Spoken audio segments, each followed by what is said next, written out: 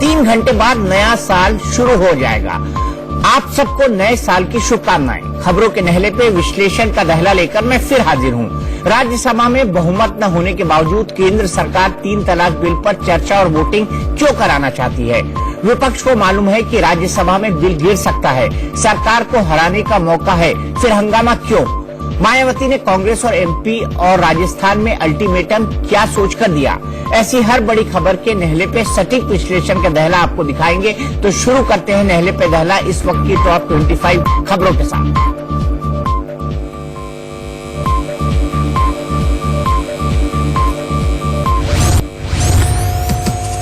भारत में अभी नया साल आने में कुछ घंटे बाकी हैं, लेकिन न्यूजीलैंड में 2019 का शानदार आतिशबाजी कर स्वागत हो चुका है।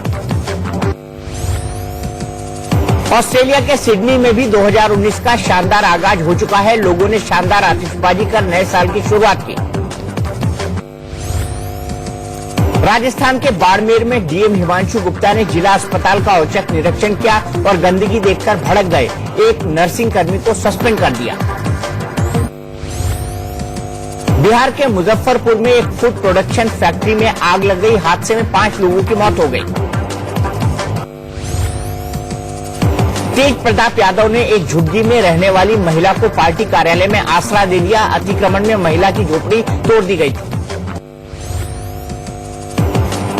यूपी के उन्नाव में एक 4 साल की मासूम से रेप हुआ। पुलिस ने आरोपी को गिरफ्तार कर जेल भेज दिया है। बिहार के मोतीहारी में पुलिस के सामने एक महिला पर्यवेक्षक को भीड़ ने पीट दिया। हालांकि भीड़ ने कानून को हाथ में क्यों लिया, यह अभी तक साफ नहीं है। जम्मू कश्मीर के नौगाम में मारे गए 2 बैट कमांडो के पास से एक आईडी, एक AK-47 राइफल और रॉकेट लॉन्चर बरामद हुआ है। यूपी के अलीगढ़ में पुलिस ने अवैध हथियार फैक्ट्री का भांडाफोड़ कर 99 लोगों को गिरफ्तार किया है और 129 तमंचे बरामद किए हैं। पाकिस्तान ने जम्मू कश्मीर के पुंछ में एक बार फिर सीज फायर का उल्लंघन किया है। भारतीय सेना पाकिस्तान को मुंहतोड़ जवाब दे रही है। यूपी के जौनपुर में एक बुजुर्ग को कागजों पर मरा हुआ घोषित कर दिया गया, जिसके बाद वो अपने आप को जिंदा साबित करने के लिए अधिकारियों के चक्कर लगाने को मजबूर है। एनआईए ने भारत में ISIS के नए मॉड्यूल से जुड़े 2 युवकों को पूछताछ के लिए नोटिस भेजा है। दोनों युवक दिल्ली के वजीराबाद के रहने वाले हैं। राम मंदिर पर सुप्रीम कोर्ट में सुनवाई से पहले अयोध्या में संतों ने महायज्ञ किया और मंदिर निर्माण में आने वाली बाधाओं को दूर करने की दुआ मांगी। आतंकियों के परिजनों को गिरफ्तार करने के महबूबा के आरोप पर राज्यपाल सत्यपाल मलिक ने सफाई दी है। उन्होंने कहा कि पुलिस अधिकारियों को साफ निर्देश है कि किसी बेकसूर को गिरफ्तार न किया जाए। हरियाणा के जींद में और तमिलनाडु के थिरुवल्लुर में 28 जनवरी को उपचुनाव होंगे, जिसकी गिनती 31 जनवरी को होगी। महबूबा मुफ्ती ने ट्रिपल तलाक बिल का विरोध किया है। कहा, बिल में कई कमियां हैं। मुस्लिम परिवारों की जिंदगी में सरकार दखल दे रही है। योगी आदित्यनाथ ने कांग्रेस पर जमकर निशाना साधा है। कहा, कांग्रेस का नेतृत्व पूरी तरह नाकाम है। मिशेल की गिरफ्तारी से कांग्रेस घबरा गई। एमपी के शिवपुरी से शर्मसार करने वाली तस्वीर सामने आई है। कलेक्टर के पैरों में गिरकर किसान की गुहार लगाती तस्वीर वायरल हो रही है। विजयवाड़ा के इंद्र किलांद्री मंदिर में नए साल से श्रद्धालुओं की एंट्री को लेकर ड्रेस कोड लागू कर दिया गया है। विशेष रूप से महिलाओं को परंपरागत पोशाक पहननी होगी।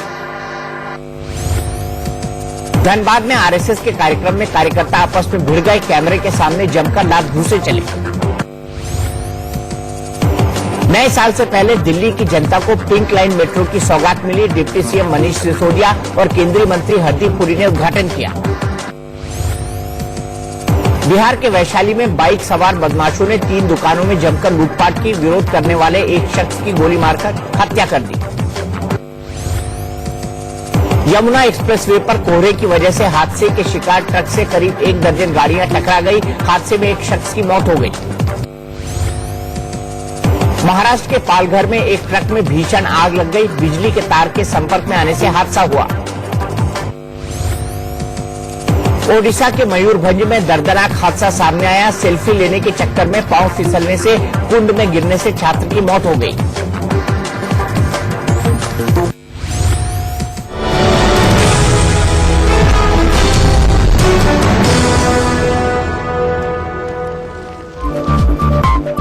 2018 आज खत्म हो रहा है। यह गुजरता साल राजनीति में जिन बड़ी घटनाओं के लिए याद रखा जाएगा, उनमें SC/ST एक्ट के खिलाफ दलितों का आंदोलन भी है। उस आंदोलन के गड़े मुद्दे 2019 के लोकसभा चुनाव में उधेड़े जाएंगे। ये बात 2018 के आखिरी दिन BSP अध्यक्ष मायावती ने साफ कर दी। मायावती ने कांग्रेस को अल्टीमेटम दे दिया है कि मध्य प्रदेश और राजस्थान में कांग्रेस को BSP के समर्थन की बैसाखी तभी मिलेगी जब दोनों राज्यों की सरकारें उनकी शर्तें मानेंगी। शर्त यह है कि SC/ST एक्ट के खिलाफ भारत बंद के दौरान जितने भी दलितों के खिलाफ केस दर्ज हुए थे, उनको वापस लिया जाए। मायावती ने साफ साफ चेतावनी दी है कि अगर MP में कमलनाथ और राजस्थान में अशोक गहलोत सरकार ने उनकी शर्त नहीं मानी तो BSP दोनों राज्यों में बाहर से समर्थन देने के अपने फैसले पर फिर से विचार करेगी। आपको बता दें कि फरवरी 2018 में सुप्रीम कोर्ट ने फैसला सुनाया था कि SC/ST एक्ट के मामलों में जांच के बिना गिरफ्तारी नहीं हो सकती। सुप्रीम कोर्ट ने SC/ST एक्ट में अग्रिम जमानत को भी वाजिब ठहराया था। इस फैसले के खिलाफ 2 अप्रैल को दलित संगठनों ने भारत बंद बुलाया था। MP और राजस्थान में भारत बंद के दौरान बड़े पैमाने पर हिंसा हुई थी। भारत बंद के दौरान हुई हिंसा में MP में 8 और राजस्थान में 1 शख्स की मौत हुई थी। भारत बंद के दौरान हिंसा भड़काने के आरोप में राजस्थान में करीब 1200 दलित कार्यकर्ताओं को गिरफ्तार किया गया था, जबकि मध्य प्रदेश में 300 से ज्यादा लोगों को गिरफ्तार किया गया था, जिनमें से ज्यादातर दलित कार्यकर्ता ही थे। हिंसा की घटनाएं यूपी, बिहार, पंजाब, महाराष्ट्र जैसे राज्यों में भी हुई थी, लेकिन मायावती की नजर सिर्फ MP और राजस्थान पर ही है। इसकी राजनीतिक वजह बहुत साफ है। MP और राजस्थान में कांग्रेस को पूर्ण बहुमत नहीं है। MP में BSP के 2 और राजस्थान में 6 विधायक हैं। मायावती अपने विधायकों के समर्थन की कीमत 2019 में वसूलना चाहती है। कांग्रेस को समर्थन के बदले वो दिखाना चाहती है कि दलितों की असली हमदर्द BSP है। मायावती को लगता है कि इस दांव से 2019 के चुनाव में यूपी से सटे दोनों राज्यों में BSP को फायदा होगा। इससे वो कांग्रेस पर 2019 में महागठबंधन का हिस्सा बनने का दबाव भी बढ़ाना चाहती है। यूपी में SP-BSP गठबंधन ने कांग्रेस से दूरी बना रखी है। मायावती ये संदेश देने में जुटी है कि अगर कांग्रेस को MP और राजस्थान में वोटों का बिखराव रोकना है तो BSP को नजरअंदाज करना खतरनाक होगा। अगर MP और राजस्थान में कांग्रेस दबाव में आई तो BSP ये शर्त रख सकती है कि वो BSP के लिए दोनों राज्यों में कम से कम 1 लोकसभा की सीट छोड़े। इसके बदले में यूपी में महागठबंधन में कांग्रेस को 6 से 8 सीटें ऑफर की जा सकती हैं।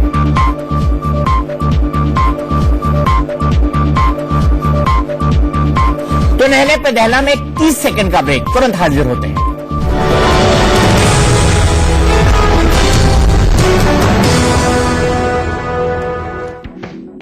एसोसिएट स्पॉन्सर सबका दिल मेरी मुट्ठी में, बस एक चुटकी में MDH पाव भाजी मसाला। पतंजलि सौंदर्य एलोवेरा जेल, एंटी एजिंग गुणों के साथ पतंजलि सौंदर्य एलोवेरा जेल लगाओ, प्राकृतिक सुंदरता पाओ। MDH नेचर, प्रकृति जैसी शुद्धता हमारी पहचान। MDH मसाले, the real spice of India. MDH Rajesh मसाले, टेस्ट ऐसा कि रहा न जाए। Blue Heaven cosmetics, city girl, city style. TVS Apache RTR 164V racing DNA unleashed. Signature blankets, एक प्यार भरा एहसास। और TVS रेडियो, जियो बुलंद बढ़ो बुलंद।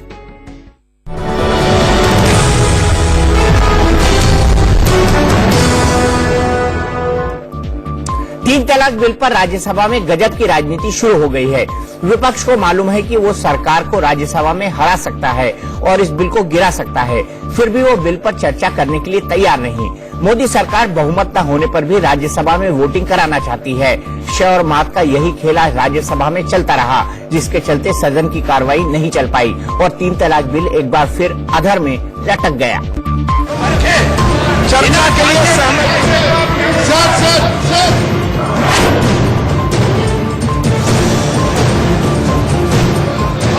संसद में ऐसी तस्वीरें आम हैं, लेकिन सोमवार को यह हंगामा बहुत खास था।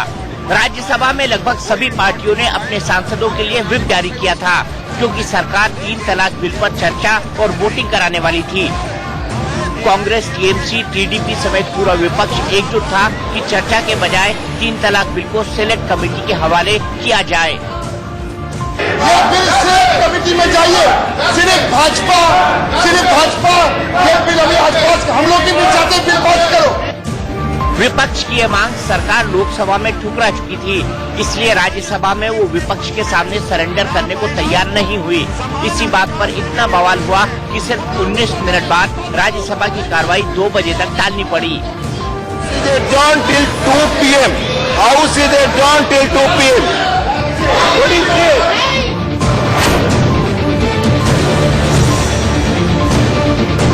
2 बजे राज्यसभा फिर बैठी। न मुद्दा बदला, न ही विपक्ष के तेवर और न ही सरकार का रवैया। सिर्फ 10 मिनट में ही सदन की कार्रवाई फिर टालनी पड़ी। मैं 15 मिनट के लिए सदन को स्थगित करता हूं। 15 मिनट के लिए सदन को स्थगित करता हूं।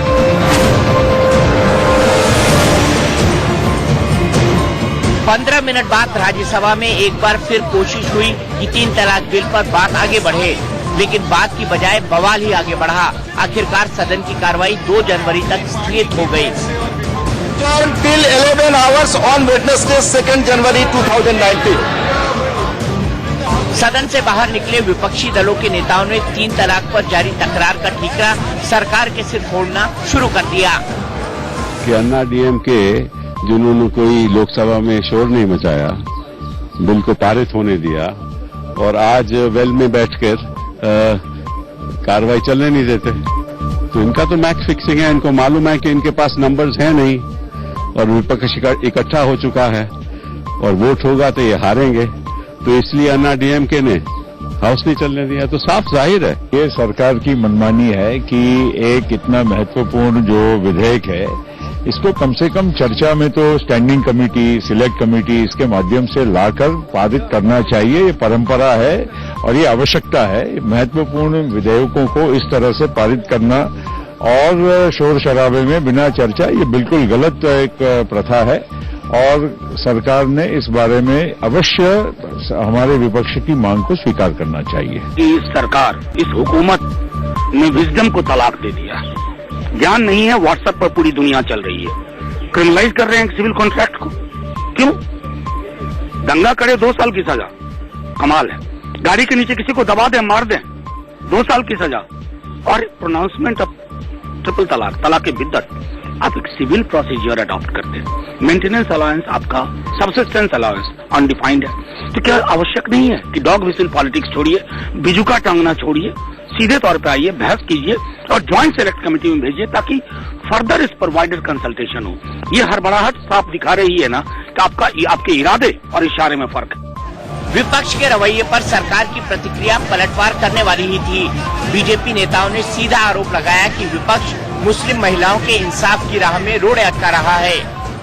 तो ये बड़ी दुर्भाग्य की बात है कि वो डिस्कस नहीं हो पाया। हम चाहते थे कि वो मंजूर भी हो जाए और हमारी मुस्लिम बहनों को विशेष रूप में न्याय का रास्ता खुल जाए, मगर क्या करें, हम समझ नहीं पा रहे कि कुछ बंधु हमारे विपक्ष के अपोजिशन का मांग है कि इसको सिलेक्ट कमेटी में भेजिए, आप लोग भेजने के लिए तैयार। देखिए, चर्चा तो होनी चाहिए कि अपोजिशन को ये बात समझ नहीं आ रही है कि जो करोड़ों मुस्लिम महिलाएं हैं उनके लिए ये बिल कितना जरूरी है कि अन्याय और अत्याचार जो 3 तलाक बोलने से मुस्लिम महिलाओं के साथ होता था वो बंद हो जाएगा। तो ऐसे में सबकी हम लोगों की जिम्मेदारी बनती है कि ये बिल राज्यसभा में पारित हो। विपक्ष तो डिले करना चाहता है और इसको पारित नहीं करना चाहता, इसलिए रोज नए बहाने खोजता है। पारित नहीं हुए तो ये लोग एक्सपोज हो जाएंगे इस बात के लिए कि ये ना मुस्लिम का भला चाहते हैं, ना महिलाओं की समानता चाहते हैं। मुस्लिम महिलाओं के साथ इस प्रकार के दुर्व्यवहार हुई है धर्म के नाम पर, तो हमारी बीजेपी ने इसको पहली बार ऐसे कदम उठाई है जो सुधार की सवाल है और कांग्रेस ऐसे चर्च में आड़ंगा कर रही है जिसको लंबा खींचने के लिए कोशिश कर रही है। इसमें क्या, कौन सी बात पर कमेटी भी भेजनी चाहिए, इसमें क्या चर्चा और करनी है। अब आपको 3 तलाक बिल पर विवाद की राजनीति समझाते हैं। राज्यसभा में एनडीए के पास बहुमत नहीं है कि वो अपने दम पर बिल पास करा सके। विपक्ष के एकजुट होने के बाद भी सरकार 3 तलाक बिल पर राज्यसभा में चर्चा करानी चाहती है ताकि वो विपक्ष को मुस्लिम महिला विरोधी साबित कर सके। सरकार को पता है कि राज्यसभा में 3 तलाक बिल पास कराना मुश्किल है, फिर भी वो इस बिल पर राज्यसभा में वोटिंग कराना चाहती है ताकि आगे का रास्ता आसान हो जाए। राज्यसभा में अगर चर्चा के बाद वोटिंग हुई तो सरकार के पास संसद का संयुक्त सत्र बुलाने का विकल्प होगा। संयुक्त सत्र में लोकसभा और राज्यसभा के सांसद एक साथ वोटिंग करेंगे और तब सरकार 3 तलाक बिल को आसानी से पास करा लेगी। सरकार की रणनीति विपक्ष को भी समझ में आ रही है। इसी की काट के लिए विपक्ष राज्यसभा में बवाल मचा रहा है, क्योंकि बिल पर चर्चा तभी होगी जब सदन में चर्चा लायक माहौल हो, यानी हाउस ऑर्डर में हो। अब चर्चा ही नहीं होगी तो बिल गिरेगा नहीं, फिर सरकार 3 तलाक बिल पर संयुक्त सत्र का दांव भी नहीं खेल पाएगी। वहीं जम्मू कश्मीर की पूर्व मुख्यमंत्री महबूबा मुफ्ती ने भी ट्रिपल तलाक बिल का विरोध किया है। महबूबा ने कहा कि क्या सरकार गांधी के भारत को जियाउल हक वाला पाकिस्तान बनाना चाहती है। उन्होंने चेतावनी भी दी कि मुसलमानों के मसले में दखल बर्दाश्त नहीं की जाएगी। ये जो ट्रिपल तलाक का बिल लाके इससे हमारे घरों में ये लोग घुस गए हैं, तो मैं ये बताना चाहती हूँ जो भी हमारे मरकज में सरकार है कि ये you are not doing any service either to India और टू योर जो कंट्री को कोई आप सर्विस नहीं कर रहे हैं, हिंदूज को आप कोई सर्विस नहीं कर रहे हैं। We don't want to create a Ziaul Haq Pakistan in Gandhi's India. नए साल से पहले सरहद पर पाकिस्तानी फौज के मंसूबों को भारतीय सेना ने नाकाम कर दिया। जम्मू कश्मीर के नौगाम सेक्टर में घुसपैठ की कोशिश कर रहे पाकिस्तान की बैट टीम के 2 कातिलों को सेना के जवानों ने मार गिराया। भारतीय सेना ने पाकिस्तान को पैगाम भी भेज दिया कि आओ ले जाओ अपने दरिंदों की लाशें।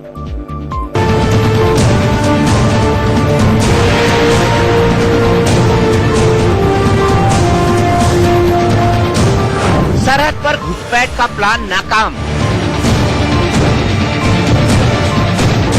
पाकिस्तानी बैट को भारतीय फौज का जवाब।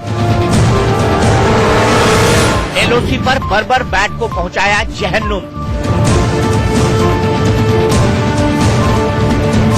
सेना के जांबाजों ने एक बार फिर भारतीय जमीन पर दहशत फैलाने की साजिश को नाकाम कर दिया। नए साल से पहले भारतीय सेना ने पाकिस्तान की बॉर्डर एक्शन टीम यानी बैट के नापाक मंसूबों को नेस्तनाबूद कर दिया। जम्मू कश्मीर के नौगाम सेक्टर में भारतीय सेना ने इस हमले की कोशिश को नाकाम करते हुए 2 बैट कमांडो को मार गिराया। दरअसल 30 दिसंबर की रात बैट कमांडो एलओसी के पास जंगलों में घात लगाकर भारी हथियारों के साथ हमले की तैयारी में थे। जिस वक्त बैट टीम बॉर्डर के पास थी, पाकिस्तानी सेना ने उसे कवर देने के लिए अंधाधुंध फायरिंग शुरू कर दी, जिससे भारतीय जवानों को शक हुआ और हिंदुस्तानी फौज ने जवाबी कार्रवाई में पाकिस्तान को मुंहतोड़ जवाब दिया। ऑपरेशन के दौरान सेना ने 2 घुसपैठियों को सीधे जहन्नुम का रास्ता दिखा दिया। इस दौरान भारी मात्रा में हथियार जब्त किए गए। बैट टीम के ऑपरेशन को नाकाम करने के बाद सेना के जवानों ने जंगल का चप्पा चप्पा छान मारा।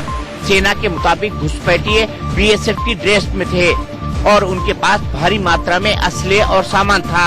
इससे अंदाजा लगाया जा रहा है कि ये भारतीय फौज को निशाना बनाने की फिराक में थे। पिछले 3-4 हफ्तों में आपने काफी सुन लिया है। ये हमारी जो है कमी दूरी की जा सकती है अगर हम उनको घुसने ही ना दें। उनको घुसने से पहले ही जहां से आ रहे हैं वहीं पे उनको खत्म कर दें। सूत्रों की माने तो इस ऑपरेशन के बाद विदेश मंत्रालय ने पाकिस्तानी दूतावास के अधिकारियों को तलब किया है और पाकिस्तान को उसी की भाषा में जवाब देने की बात कही है। आमतौर पर सेना के कुछ उसूल होते हैं, कुछ कायदे होते हैं। हिंदुस्तानी फौज तो जंग के मैदान में उन नियम कायदों का पालन करती रही है, लेकिन पाकिस्तान के साथ ऐसा नहीं है। पाकिस्तान में फौजी और आतंकी में कोई फर्क नहीं। उसने आतंकियों की फौज बना रखी है और फौज में भी आतंकियों की भर्ती कर रखी है। आतंकियों और पाक आर्मी की इसी जहरीली जुगलबंदी का नाम है बॉर्डर एक्शन टीम यानी बैट।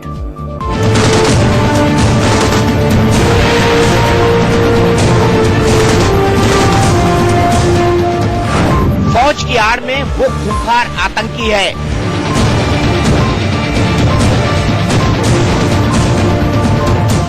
बॉर्डर पर बैट की नापाक साजिश बेनकाब।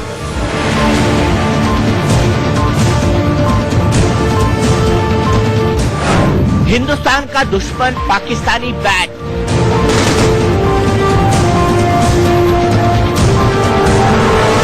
जी हाँ, बैट यानी बॉर्डर एक्शन टीम, पाकिस्तानी फौज की वो खूनी टुकड़ी जिसे अपने दुश्मन का सिर कलम करने से भी परहेज नहीं। वही बॉर्डर एक्शन टीम जिसने 5 साल पहले शहीद और जांबाज जवान हेमराज का सर काट लिया था और अपने साथ ले गई थी। हिंदुस्तान के सर्जिकल स्ट्राइक से तिलमिलाया पाकिस्तान बार बार इसी बैट फोर्स के जरिए सुरक्षा बलों को निशाना बनाता है। सरहद पार हमले के लिए ये ट्रेंड नापाक टीम भारतीय सेना की फॉरवर्ड पोस्ट को निशाना बना सकती है।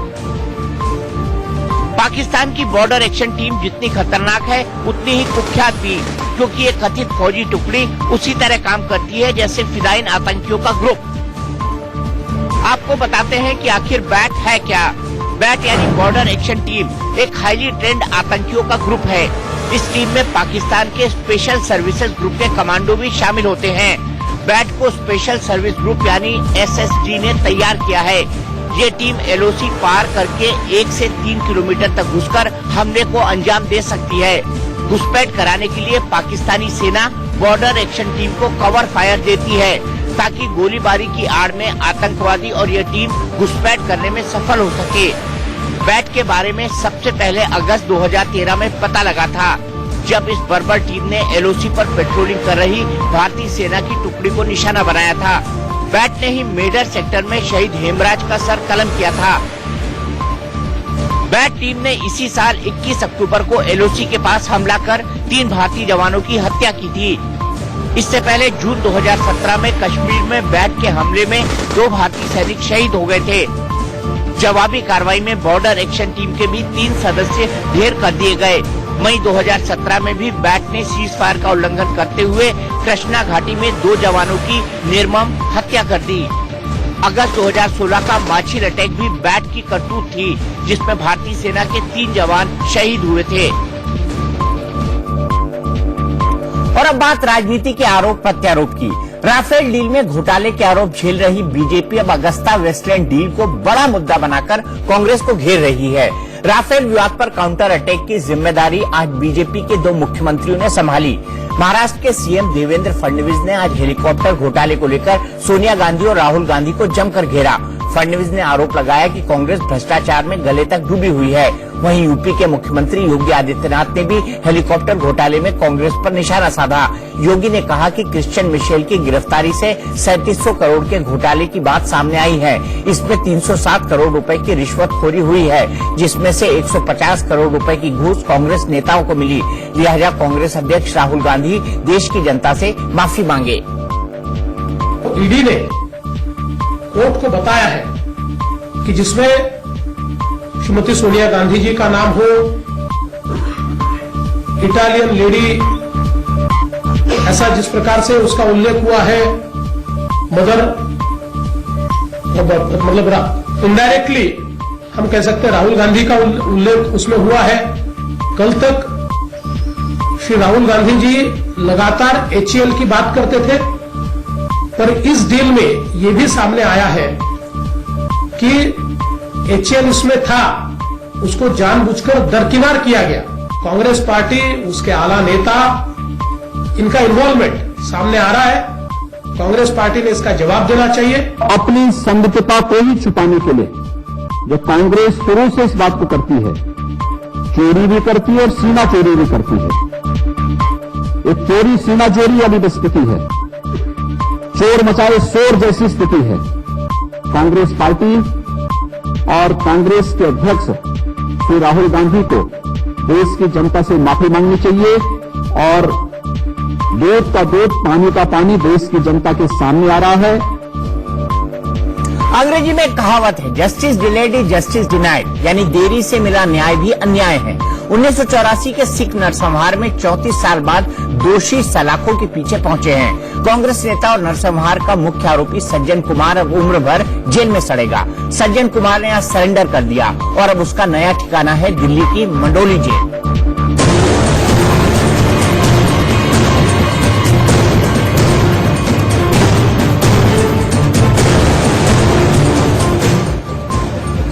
ये तस्वीर 1984 सिख दंगा पीड़ितों की आंखों को सुकून देने वाली है। वो आंखें जिन्होंने खौफ का वो मंजर देखा था, वो आंखें जिन्होंने अपनों का कत्लेआम देखा था। 34 साल बाद आज वो आंखें थोड़ी राहत जरूर महसूस करेंगी। उस भयानक नरसंहार के मास्टरमाइंड में से एक सज्जन कुमार सलाखों के पीछे जा चुके हैं। आज दोपहर सज्जन कुमार ने दिल्ली की कड़कड़डुमा कोर्ट में सरेंडर कर दिया। कोर्ट में प्रक्रिया पूरी हुई और फिर उसे अलग पुलिस वैन से जेल भेज दिया गया। सज्जन कुमार को दिल्ली की तिहाड़ जेल की बजाय मंडोली जेल में रखा गया है। अब सज्जन कुमार को बैरक नंबर 14 में अपने पापों की सजा भुगतनी होगी। उसके बचे खुचे दिन अब सलाखों के पीछे कटेंगे। सज्जन को जेल जाता देखने के लिए दंगा पीड़ित सुबह से ही कोर्ट के बाहर पहुंच गए थे। सालों से पीड़ितों को इस दिन का इंतजार था।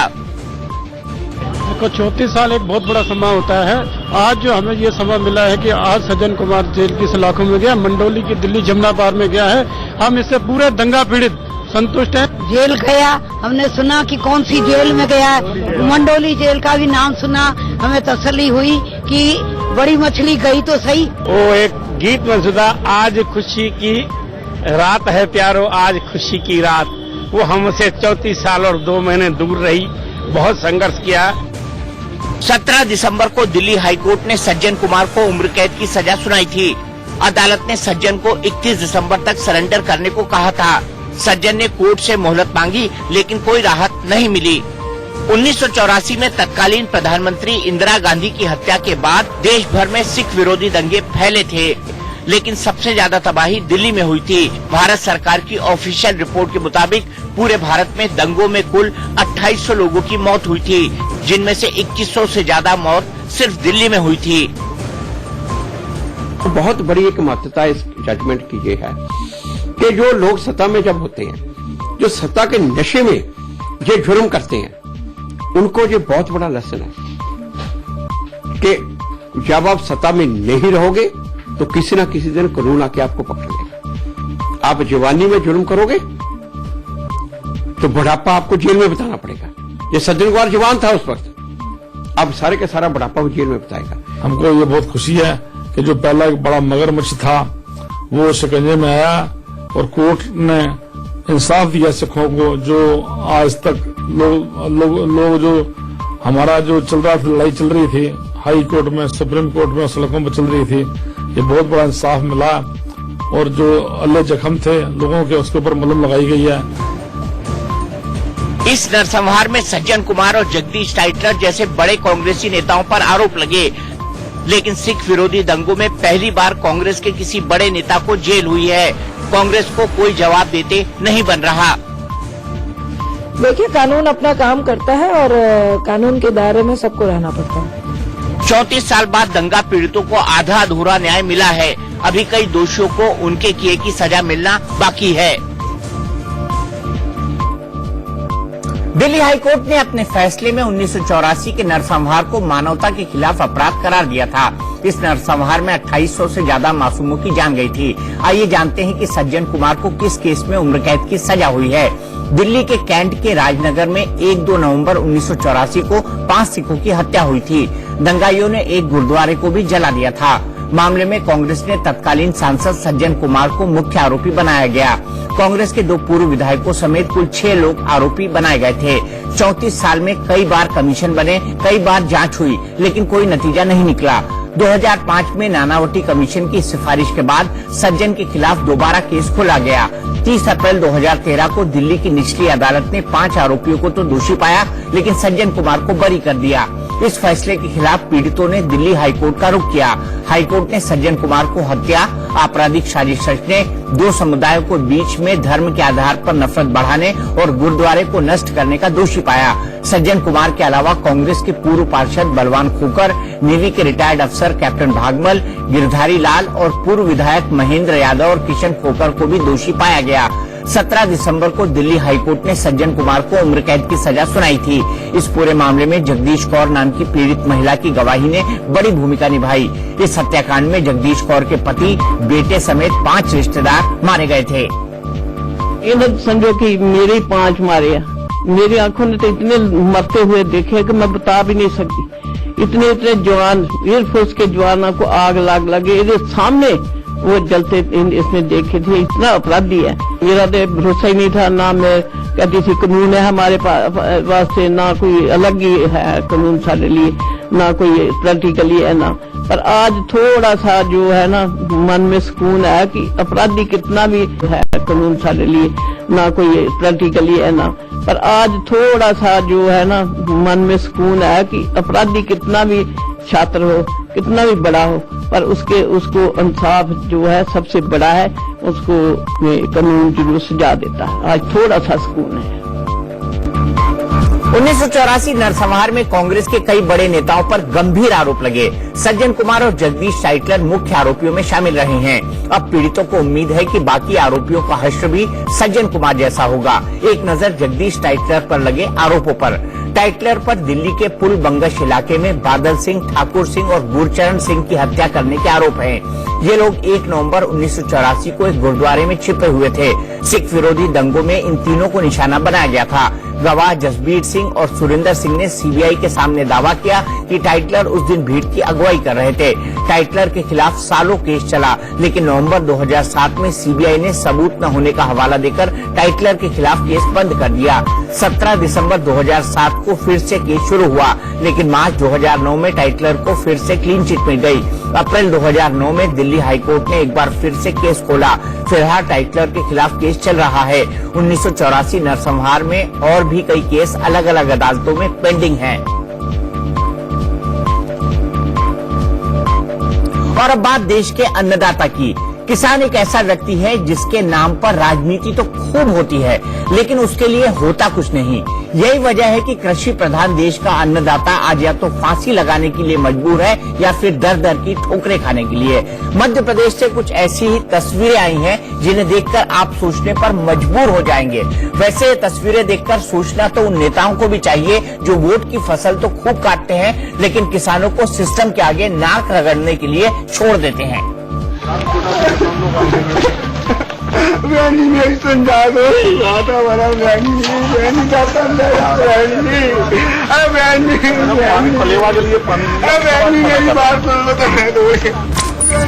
झकझोर देने वाली ये तस्वीरें इस देश के अन्नदाता की बदहाली बयां करती हैं। राजनीति में जिस किसान के नाम पर बड़ी बड़ी बातें की जाती है, वही किसान दर दर की ठोकरें खा रहा है। खून पसीने से जमीन सींचने वाले ये किसान आज चीख चीख कर अपना हाल बता रहे हैं। लेकिन विडंबना देखिए, कोई सुनने तक को तैयार नहीं। परेशान कर देने वाली ये तस्वीरें एमपी के शिवपुरी से आई हैं। कई घंटे के इंतजार के बाद भी किसान कलेक्टर साहिबा से मिल नहीं पाया। ऐसे में जब मैडम बाहर निकली तो किसान का दर्द छलक उठा और वो कलेक्टर मैडम के पैरों में गिर गया।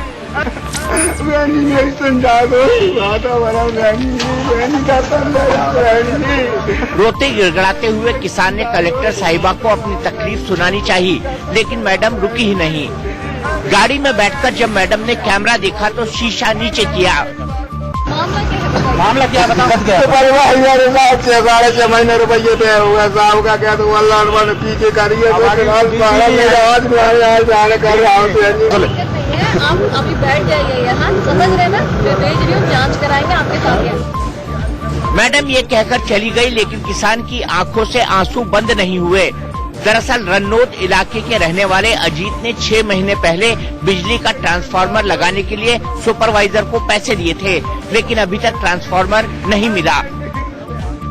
6.5 महीने रुपये जमा करे, 2 महीने पीछे वाला करी शाम पसीज देख लो। आवर का कहते आज जाने टटकारा हुआ मेरी खुशी सुबह पे कहीं जमीन है थोड़ी काट पड़ेंगे। अजीत के सवालों का जवाब उन नेताओं को देना चाहिए जो किसानों के नाम पर वोटों की फसल काटते हैं। देश का किसान रो रहा है और सिस्टम सो रहा है। राजस्थान के चित्तौड़गढ़ में एक खूंखार तेंदुए को देखकर पूरा शहर दहशत में आ गया। तेंदुए को पकड़ने के लिए वन विभाग की टीम से लेकर पुलिस ने जाल बिछाया और 13 घंटे बाद जाकर आदमखोर तेंदुआ पकड़ा जा सका।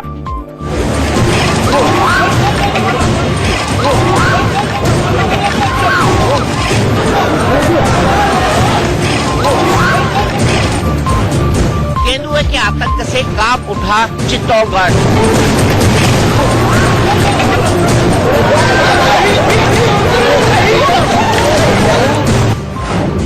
पूरा पूरा शहर देखता रहा, तेंदुआ गरजता रहा।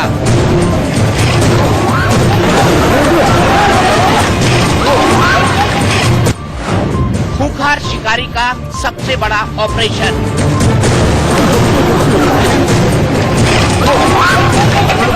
ये डरावनी तस्वीरें आई हैं राजस्थान के चित्तौड़गढ़ से। चारों तरफ अफरा तफरी मची है क्योंकि शहर में एक तेंदुआ घुस आया।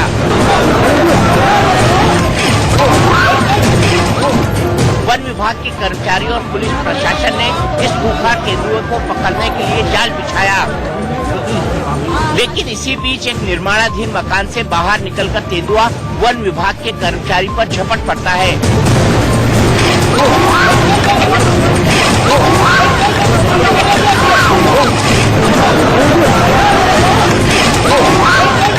लेकिन जाल की वजह से वो अपने हमले में कामयाब नहीं हो पाता।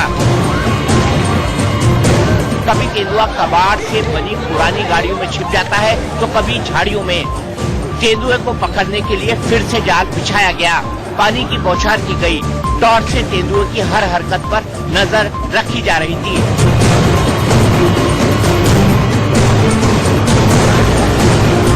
लेकिन तेंदुआ हर बार की तरह इस बार भी चकमा देने में कामयाब रहा। आखिरकार करीब 13 घंटे की मशक्कत के बाद तेंदुआ वन विभाग के बिछाए जाल में फंस जाता है। इस दौरान पूरा शहर तेंदुए के खौफ से दहशत में आ गया। लोग अपनी छतों पर खड़े होकर ऐसे देख रहे थे कि मानो कोई जुलूस निकल रहा हो।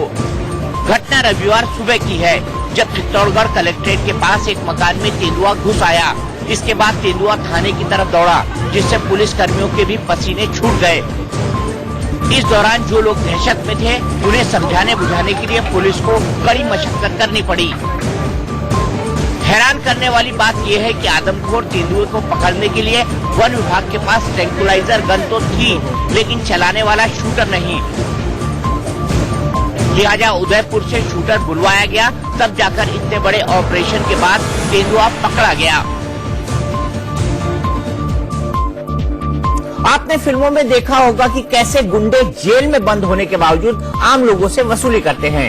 यूपी की जेल में भी कुछ इसी अंदाज में वसूली का मामला सामने आया है। आरोप बाहुबली पूर्व सांसद अतीक अहमद पर लगा है। साथ ही यूपी पुलिस और जेल अधिकारी भी सवालों के घेरे में हैं।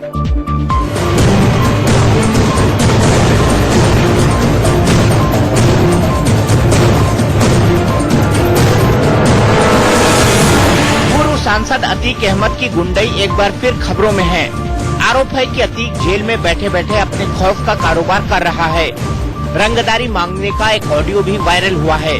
दावा है कि आवाज अतीक अहमद की है। पहले आप वो ऑडियो सुनिए, फिर आगे की खबर समझाएंगे। कल हमारी पत्नी आ रही, कल आप मत आइए, और आइए तो कुछ ऐसा कर आगे आइए तो जरूरत पड़ेगी। ऐसा नहीं हो कि आपका एक पैर एक हाथ टूट जाए, समझे भाई। हम सोमवार को पैसा इकट्ठा करके आएंगे कि आपका मूड सही हो जाए, और जो भरोसा टूटा है आपका। नहीं, आप तो कोशिश ये करिए कि जितना मतलब जितना हवाई ठुके के हमारे सामने आप न पड़िए। बात समझिए, आपको मैं बहुत गंभीरता से कह रहा हूँ। हेलो, न पड़िए आप भाई, आप बड़े हैं, आप हमको मार लीजिए कोई हमें। और दूसरी बात ये है, आप ये लड़के नहीं मार के चक्कर में आप न पड़िए। अभी ना आप मार जानते हैं, न मार का हाल जानते हैं। मार वो सबकी आसान चीज है ना, तो सब बात न करो। गुस्सा आप शांत कर लीजिए हमारे ऊपर, हम पैसा लगे हैं। हम तुम्हारी अम्मा अब्बा खुद को पचा डालेंगे, वही नंगाई कर देंगे, तो वही चक्कर में कहाँ हो। बात समझे, सुनो हम क्या कह रहे हैं। हम ये कह रहे हैं कि जो लड़के कह रहे हैं वो काम आप करिए। हम इतनी जवान आपको दे रहे हैं कि मूड हमारा सही हो गया तो हम आपको फिर से आपको वही दिला देंगे, वही सम्मान दिला देंगे। लेकिन फिलहाल लड़के जो कह रहे हैं कि कोई बात आप काटिए मत, हमारे को कोई शिकायत नहीं आनी चाहिए। जो कह रहे हैं वो आप करे जाइए, इसी में आपके परिवार की भलाई है। इस ऑडियो में आप मामला समझ ही गए होंगे। हालांकि अभी तक इस ऑडियो की पुष्टि नहीं हुई है। इंडिया न्यूज भी कथित ऑडियो की पुष्टि नहीं करता। दरअसल रियल एस्टेट कारोबारी मोहित जायसवाल ने अतीक पर बड़ा आरोप लगाया है। कारोबारी के मुताबिक अतीक अहमद के गुंडों ने उससे रंगदारी मांगी। जब उसने पैसे नहीं दिए तो उसे किडनैप कर देवरिया जेल ले गए। आरोप है कि जेल में अतीक के सामने ही कारोबारी को पीटा गया। कारोबारी ने अतीक के खिलाफ शिकायत दर्ज कराई है। मामला सामने आने के बाद हड़कंप मच गया है।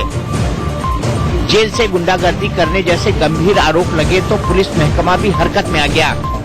देवरिया जेल के डिप्टी जेलर समेत 4 जेल कर्मियों को सस्पेंड कर दिया गया है। जेल में छापेमारी भी की गई। जेल की सीसीटीवी फुटेज के साथ छेड़छाड़ की गई है। स्तरीय इसमें जेल विभाग के द्वारा भी एक कमेटी गठित कर दी है, मैंने भी गठित कर दिया है और अभी प्रथम दृष्टया जो है वो कुछ रिकॉर्डिंग्स उसमें नहीं पाई गई हैं, तो हर पहलू पे जांच होगी और जांच के बाद जो है कल फिर मैं आपको अपडेट करूंगा। अतीक अहमद को भी देवरिया जेल से बरेली जेल शिफ्ट किया गया है। वहीं जेलर का कहना है कि मोहित जायसवाल सिर्फ मिलने आया था, उसके साथ कोई मारपीट नहीं की गई। अतीक अहमद के परिवार ने भी साजिश का आरोप लगाया है। सांसद जी हमारे 2 साल से जेल में हैं, उससे ये पहले भी मिलने आए थे और 26 को ही ये आए, तो 26 को ही FIR क्यों नहीं कराया? और सोची समझी ये पूरी चाल है कि इसलिए कि इन्होंने बहुत से फंड चला रखा है और अधिकारियों और नेताओं का पैसा लगा रखा है। उन सब लोगों का पैसा हड़पने के चक्कर में ये सारे नाटक रचे जा रहे हैं। बड़े अधिकारी मामले की जांच कर रहे हैं, लेकिन इस घटना ने यूपी की कानून व्यवस्था पर फिर से सवाल उठा दिए हैं। लगता है कि अगर कोई व्यक्ति जेल में रहकर ये कह रहा है कि हमें असॉल्ट किया जा रहा है या हमारे ऊपर जो है किसी तरह का जो है वो हो रहा है, तो सरकार इसको बहुत और कोर्ट भी इसमें बहुत संज्ञान लेना चाहिए, क्योंकि एक बहुत गंभीर बात है, क्योंकि उत्तर प्रदेश में कोई कानून व्यवस्था नहीं है।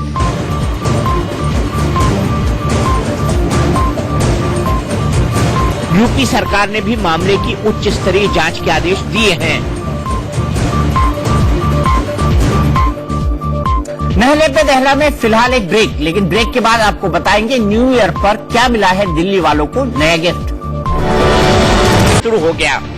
केंद्रीय शहरी विकास मंत्री हरदीप सिंह पुरी और दिल्ली के डिप्टी सीएम मनीष सिसोदिया ने मेट्रो भवन से हरी झंडी दिखाकर इस मेट्रो लाइन का उद्घाटन किया। इस रूट की कुल लंबाई 9.7 किलोमीटर है, जिस पर विनोबापुरी, आश्रम, हजरत निजामुद्दीन, मयूर विहार फेज 1 और मयूर विहार पॉकेट 1 स्टेशन हैं। डीएमआरसी यानी दिल्ली मेट्रो रेल कॉरपोरेशन का दावा है कि दिल्ली मेट्रो की पिंक लाइन कॉरिडोर पर बना आश्रम मेट्रो स्टेशन दुनिया का सबसे छोटा मेट्रो स्टेशन है। आश्रम मेट्रो स्टेशन महज 151.6 मीटर लंबा है। पिंक लाइन कॉरिडोर की बात करें तो इसकी लंबाई 59 किलोमीटर है, जो कि दिल्ली मेट्रो की सबसे लंबी लाइन है। इसे रिंग लाइन के नाम से भी जाना जाता है। इस रूट के शुरू होने से दिल्ली के आश्रम इलाके में जाम से राहत मिलेगी। साथ ही हजरत निजामुद्दीन मेट्रो स्टेशन बनने से हजरत निजामुद्दीन रेलवे स्टेशन और सराय काले खां बस अड्डा जाना आसान हो गया है। प्रयागराज में कुंभ मेले की तैयारियां अंतिम चरण में है। सरकार कुंभ मेले को यादगार बनाने में कोई कसर नहीं छोड़ रही है। वहीं अब संतों का भी जमावड़ा प्रयागराज में शुरू हो गया है। चलो चलो कुंभ चलो, कुंभ चलो चलो कुंभ चलो, कुंभ चलो चलो कुंभ चलो, कुंभ चलो चलो कुंभ चलो। चले हैं चले अखाड़े कहत चले हैं, नागा मिलने शंभु से आतुर कुंभ चले हैं, कुंभ चले हैं।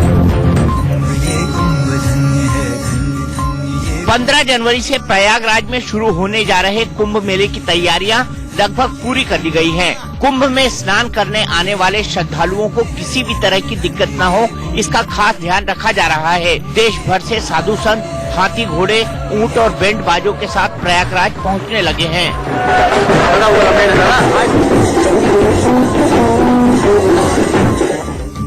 कुंभ को लेकर योगी सरकार ने खास तैयारियों का दावा किया। इसके लिए मेला क्षेत्र में अस्पताल भी बनाए गए हैं, जिनमें डॉक्टर और पैरामेडिकल स्टाफ की तैनाती कर दी गई है। एक विशेष तरह का चिकित्सालय इस बार नए तरह का निर्माण कराया गया है, जिसमें 100 बेड की व्यवस्था की गई है मरीज के एक साथ भर्ती होने की। और सारे स्पेशलिस्ट हमारे अन्य जनपदों से बुलाए गए हैं, जो कि धीरे धीरे आ रहे हैं। काफी लोग आ चुके हैं, करीब 45 डॉक्टर हमारे यहाँ आ चुके हैं। कुंभ को भव्य बनाने के लिए यहाँ एक तरफ धार्मिक सांस्कृतिक नगरी बसाई गई है, तो वहीं यमुना किनारे बने अकबर के किले की दीवार पर तीर्थयात्रियों को लेजर शो के जरिए कुंभ के पौराणिक महत्व को भी बताया जाएगा। आने वाले श्रद्धालुओं के लिए एकदम नई चीज होगी, ये अलग होगी, जिसको आप देख सकते हैं कि किला घाट पे ये किले की दीवार है जिसमें इसको दिखाया जा रहा है। कुंभ से संबंधित चीजें होंगी, इसमें सनातन धर्म से संबंधित चीजें होंगी, हमारी भारतीय संस्कार और संस्कृति से संबंधित जो यहाँ आने वाले स्नानार्थियों, यहाँ आने वाले पर्यटकों को बताया जाएगा। इस बार कुंभ में 3 शाही स्नान हैं। शाही स्नान में अखाड़े जुलूस की शक्ल में स्नान के लिए आते हैं। अखाड़ों के लिए खास तौर पर घाट तैयार किया जाता है, जहां सिर्फ अखाड़ों के साधु ही स्नान करते हैं। पहला शाही स्नान 15 जनवरी को ही है। इसके बाद 4 फरवरी दूसरा और 10 फरवरी को तीसरा शाही स्नान है। इसके अलावा 5 प्रमुख स्नान भी हैं, जिनमें 21 जनवरी को पौष पूर्णिमा, 31 जनवरी को पौष एकादशी, 16 फरवरी को माघी एकादशी, 19 फरवरी को माघी पूर्णिमा और 4 मार्च को महाशिवरात्रि शामिल है। कुंभ मेले के दौरान अखाड़ों के शाही स्नान का वक्त तय कर दिया गया है। हर एक अखाड़े को 45 मिनट का वक्त दिया जाएगा। सबसे पहले महानिर्वाणी अखाड़े का शाही स्नान होगा, तो सबसे बाद निर्मल अखाड़े के सन्यासी शाही स्नान करेंगे। इसके लिए यूपी सरकार ने सभी तैयारियां पूरी होने का दावा किया है। यहाँ पर अनेक प्रकार की सुविधाएं, जैसे लगभग एक 19 ऊपरगामी पुल है, तो चिकित्सा में है, सड़कों पर है, बिजली पर है, वहाँ की सफाई पर है, ये सारी की सारी व्यवस्थाएं। वहाँ पर स्विस कॉटेजेस का लगभग 5,000 का निर्माण करना, सामान्य व्यक्तियों के रहने के लिए 20,000 और 10,000 की अलग व्यवस्था करना, ऐसी सारी व्यवस्थाएं इस कुंभ में हमारी संस्कृति के दर्शन के लिए उत्तर प्रदेश सरकार ने किया है। कुंभ मेला इस बार 50 दिनों का होगा। वैसे श्रद्धालु पूर्णिमा तक ही रुकते हैं, लेकिन साधु संत महाशिवरात्रि पर अंतिम स्नान करके यहाँ से कूच करते हैं। महाकुंभ हर 12 साल में आता है। 2 बड़े कुंभ मेलों के बीच आने वाले मेले को अर्ध कुंभ कहते हैं। इस बार का कुंभ अर्ध कुंभ ही है। नहले पे दहला में फिलहाल एक ब्रेक के बाद आपको बताएंगे न्यूजीलैंड और ऑस्ट्रेलिया में कैसे मना नए साल का जश्न।